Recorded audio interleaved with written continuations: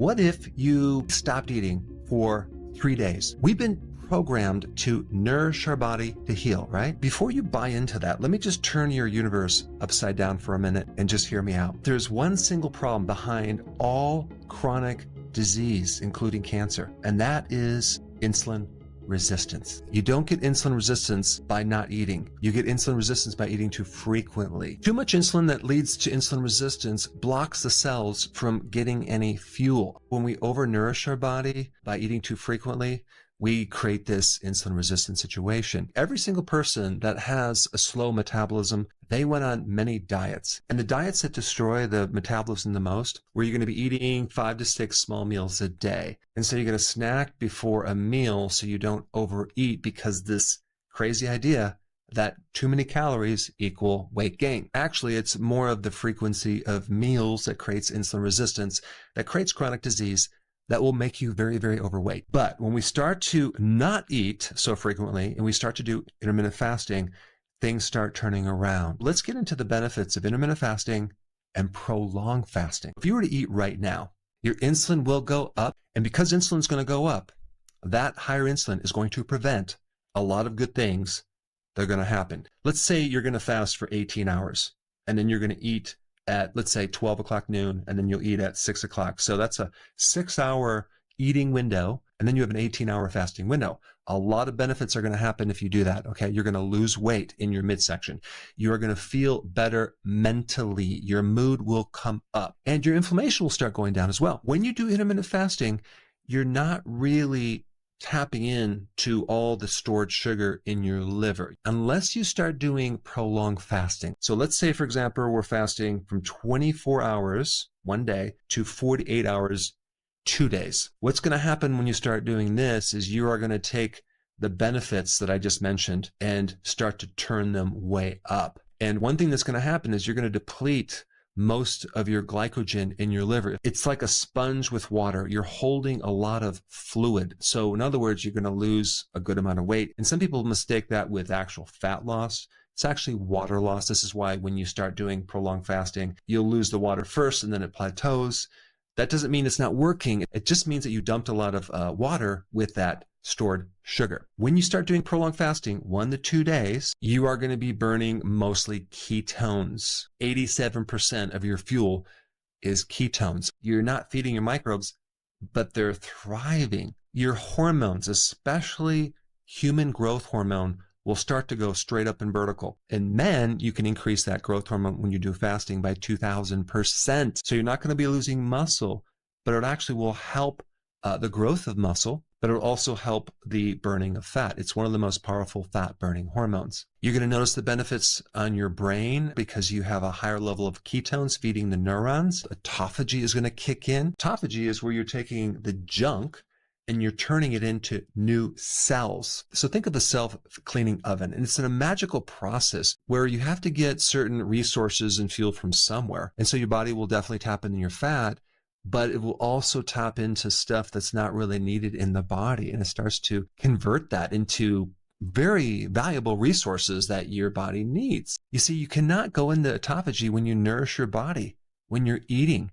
Even when you take supplements, you're not going to significantly increase autophagy. It's only when you don't eat. Prolonged fasting allows you to prune your brain, and it allows you to build new brain cells. You only do that to a certain degree, but with intermittent fasting, but a lot more when you do prolonged fasting. Insulin powerfully shuts down autophagy. Insulin shuts down fat burning. It shuts down the regrowing of the brain cells. And with that, what happens when you fast longer? Let's say we're going to go to 72 hours. Autophagy starts cleaning up intracellular pathogens. I'm talking about viruses. I'm talking about Epstein-Barr virus, even the herpes virus. Do you realize that there's no drug or even no supplement that can actually get rid of these latent viruses? The only way to get rid of them is through prolonged fasting. But not only that, when you start to go up into 3 days of fasting, you start to stimulate your immune system, the thing that actually protects you against cancer, autoimmune diseases. I mean, we're just told all these ideas that we have to nourish the body to get healthy. No, we actually don't. There's no doubt we need to nourish our body when we eat, but prolonged fasting transforms your health in so many different ways. You can do stem cell therapy. Some of the therapy is like $50,000. Well, guess what? You can get stem cell therapy for free by just not eating. And also, I wanted to point out the inspiration for this video is from this book, Metabolic Freedom by Ben Azadi. I highly recommend you get it. I'll put a link down below in the description. Here's a couple last minute tips. When you're doing a water fast, whether it's intermittent fasting or prolonged fasting, you're not eating anything except you're drinking water. And so what breaks that fast is a certain amount of calories. So you wouldn't want to consume bone broth, for example.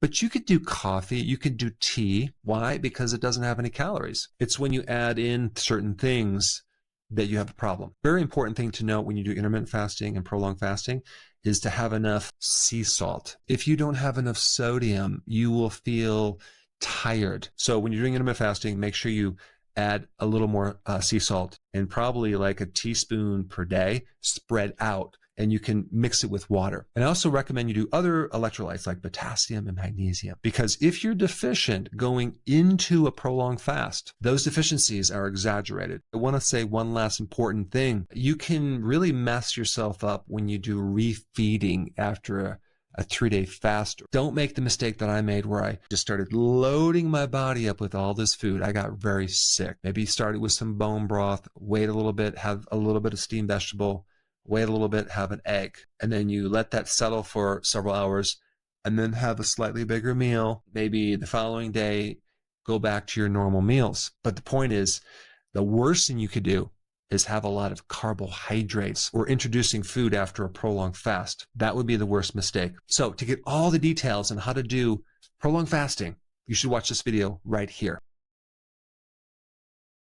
Hey, before you leave, I just wanted to give you a little quick history on some of the books that I wrote.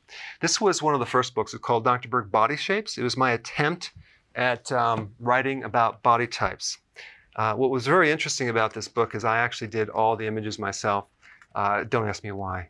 They look actually not quite as professional as some of the images that I have in the new book. But anyway, this is my first attempt right here called Dr. Berg's Body Shape Diets.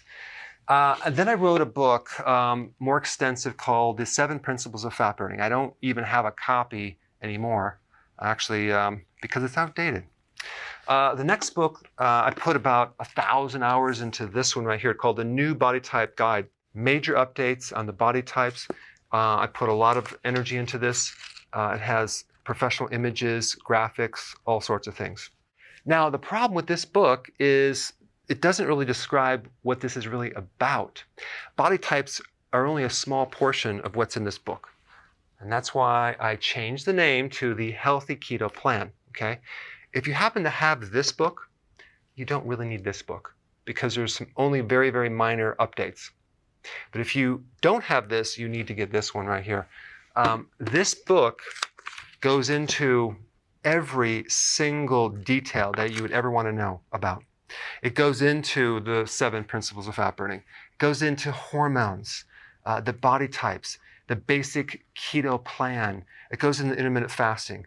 I talk about the 10 fat burning triggers and blockers and fat burning strategies, with a lot of details in every single chapter. I go into body issues that interfere with losing weight. There's very few people that just have a weight problem. They have a lot of body issues, whether it's sleeping problems, stress problems, inflammation, menopause. I cover that extensively in this book. Then I talk about how to get rid of stress, and I show you a technique. Then I get into exercising. And then I have a lot of really good recipes in this book as well. So this is a good reference guide. On my website, if you get this book, you get this one free. It's called Healthy Keto and Intermittent Fasting. This is the shortcut, quick guide to this book. And the reason I created this book is to have you, within 45 minutes, learn how to do keto, okay, in intermittent fasting, exactly what you need to do. Then you can fill in the blanks with this book right here. So right now I'm doing a special. If you get this book, you get this one totally free, or you can go to Amazon and get these individually. So I just want to clarify the difference between this book and this updated one right here. If you don't have this, you need to get this right here. That way you can get the exact correct information to do it healthily.